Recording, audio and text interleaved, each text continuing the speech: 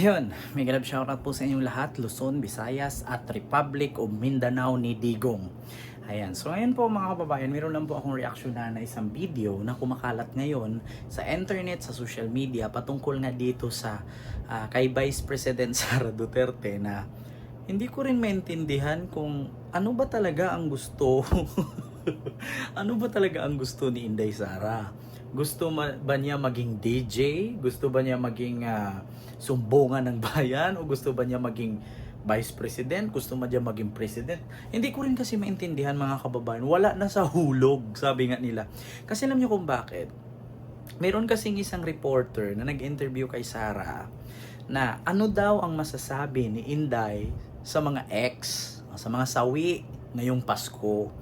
Ngayon, nagulat din ako na instead na tanungin ng reporter na, Ma'am, anong masasabi mo patungkol sa ekonomiya ng Pilipinas na ang taas ng tax, ang mahal ng bilihin, paano ang solusyon para gawin natin tong ganito para maibsan yung ganyang problema? Aba, nung tinanong si Inday, anong masasabi mo sa mga hiniwalayan ng jowa, mga malungkot ang love life ngayong Pasko?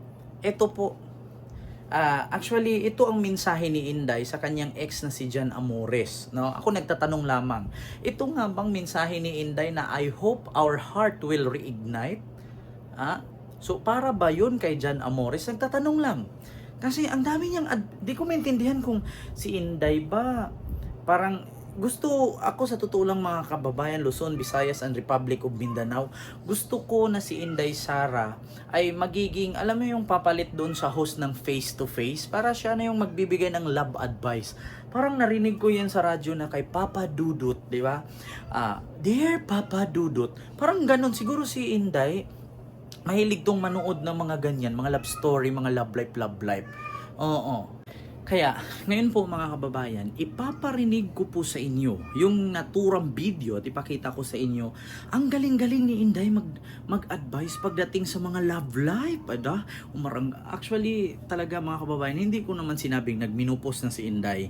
Actually, si Inday tao rin, nakakaramdam ng sakit, nakakaramdam ng sugat pag nasugatan, nakakaramdam din ng libog. So ito po, panoorin nyo po ha. Ko sa mga ex ng mga sawi ay i-greet ninyo sila or i-message ninyo sila on December 24 or December 25 ng Merry Christmas and kung ano man yung personal na Christmas greetings ninyo sa kanila at baka this will reignite the fire between the exes. Sa mga marupok boys.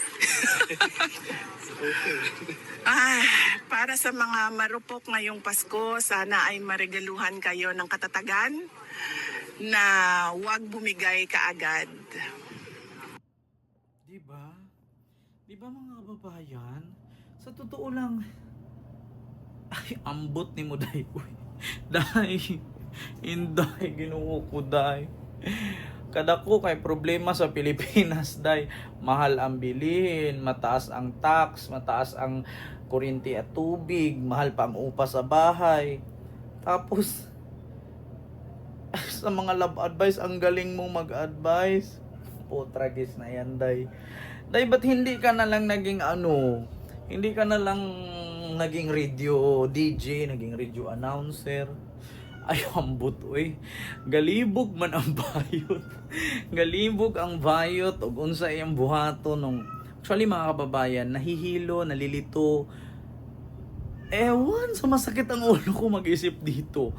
Sa totoo lang, sa dami-daming problema sa Pilipinas, mas binigyan pa niya ng advice yung mga hiniwalayan ng jowa, yung mga marupok. Tanginang yan. Alam mo, sa totoo lang mga kababayan, Luzon, Visayas, and Republic of Mindanao ng mga Duterte ay kayo na lang pong bahalang humusga, oy. Ay, naglibog jud ko ba? Napagod na ako.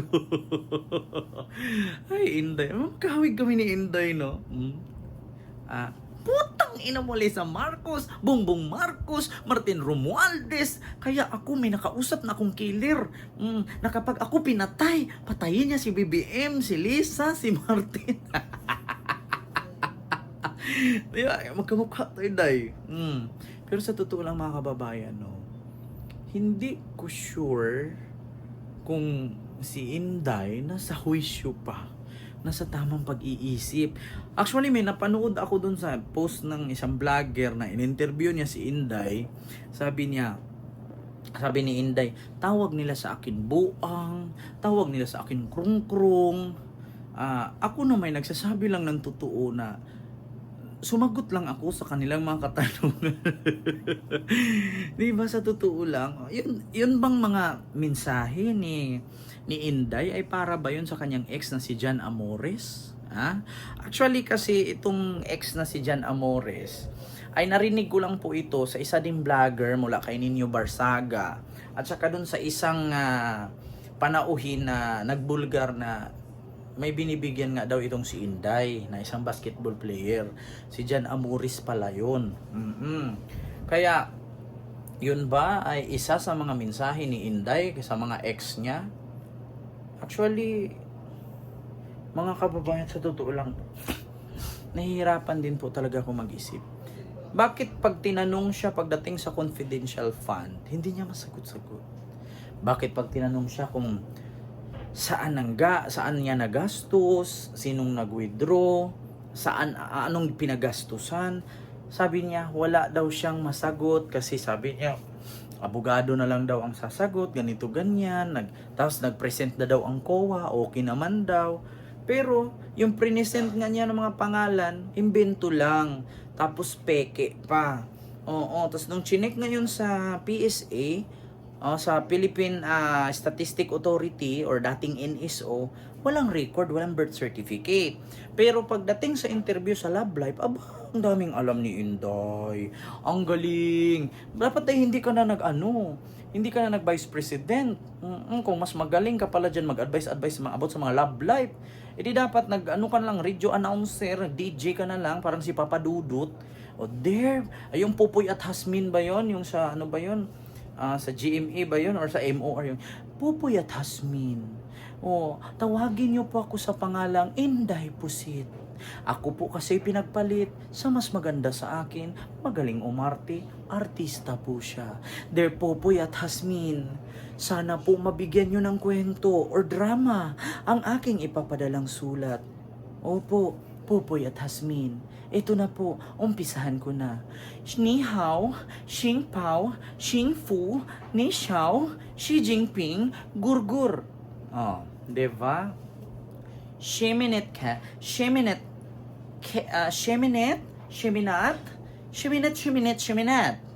Gurgur. Diba? Kaya sa totoo lang mga kababayan, hindi ko rin lubos maisip kung talagang si Sara Duterte ba ay para sa bilang vice presidente or bilang love advisor. Kayo na lang pong humusga mga kababayan. Kasi pagdating sa love life, dito mo talaga maisip na talagang pagdating sa love life, magaling si Inday. Kasi actually, tayo mga Pilipino, kahit nga hindi Pilipino, ramdam to Tayo bilang tao, nakakaramdam ng libog, nakakaramdam ng sakit, nakakaramdam ng utot, nakakaramdam ng gutom, di ba?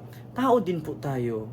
Pero kapag na-experience kasi natin yung isang bagay, mabilis tayong sumagot, di ba? Actually si Inday kaya magaling sumagot pagdating sa love life sa mga ex-ex, experience niya kasing naiwan, na-experience siyang nahiwalayan. Nagsawa na siya sa titi, kaya naghanap ng puki, di ba? Ganun lang naman. Hindi kanya inisip na pumunta siya ka Wangod. Akala niya pagdating kay Wangod, hahawakan din siya. Wala naman siyang titi. Kasi actually mga kababayan, kadalasan po sa mga nagpapatato po doon kay Wangod na mga kalalakihan, hinahawakan po ni Wangod yung bayag. Pero hindi ko alam si Inday, pumunta doon kay Wangod, akala niya siguro may bayag siya. Wala po siyang bayag. Kaya nagkakamali siya. Minsan kasi wala sa huwisyo talaga. So, ganyan ba? Gusto nyo? Sa sunod? Maging Pangulo? Bahala na kayo mag-isip ko Diba? So, yun lang mga kababayan. Luzon, Visayas, and Republic of Mindanao ni Digong. Mag-ingat po kayo palagi. Sara Duterte may mensahe sa ex. And I, thank you. God first.